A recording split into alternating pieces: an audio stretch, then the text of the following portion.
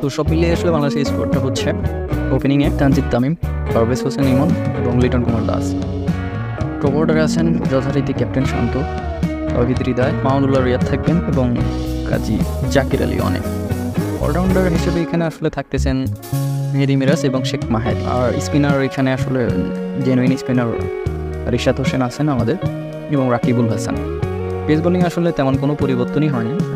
আপনার হচ্ছে ওয়ার্ল্ড কাপের যে স্কোয়াডটা ছিল সেখানে যে পেসার ছিলেন অর্থাৎ তাসকিন শরীফুল, তানজিম সাকিব এবং জাফরিস। আসসালামু আলাইকুম, টেকটেড ক্রিকেটে স্বাগতম।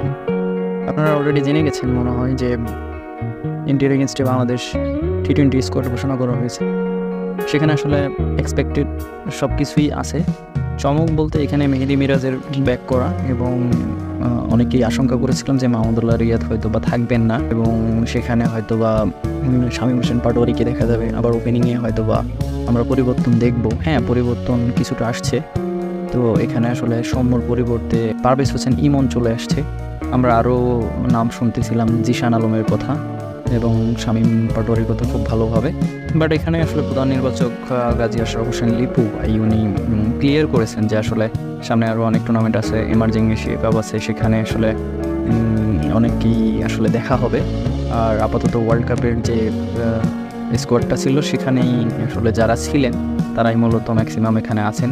শুধু সেখান থেকে আসলে বাংলাদেশের লিভিং লেজেন্ড সাকিব আল হাসান থাকতেছেন না, তার জায়গায় আসলে রিপ্লেসমেন্ট হিসেবে না, বাহাদি অর্থোডক্স আসলে এখানে রাকিবুলকে বিবেচনা করা হয়েছে, যদিও তানভীর ইসলাম ইনজুর্ড সে কারণেই। তো সব মিলিয়ে আসলে বাংলাদেশের স্কোয়াডটা হচ্ছে ওপেনিংয়ে তানজিদ তামিম, পারভেজ হোসেন ইমন এবং লিটন কুমার দাস। টপ অর্ডারে আছেন যথারীতি ক্যাপ্টেন শান্ত, তৌহিদ হৃদয়, মাহমুদুল্লাহ রিয়াদ থাকবেন এবং কাজী জাকির আলী অনেক। অলরাউন্ডার হিসেবে এখানে আসলে থাকতেছেন মেহেদী মিরাজ এবং শেখ মাহেদ। আর স্পিনার এখানে আসলে জেনুইন স্পিনার রিশাদ হোসেন আছেন আমাদের এবং রাকিবুল হাসান। পেস বোলিং আসলে তেমন কোনো পরিবর্তনই হয়নি।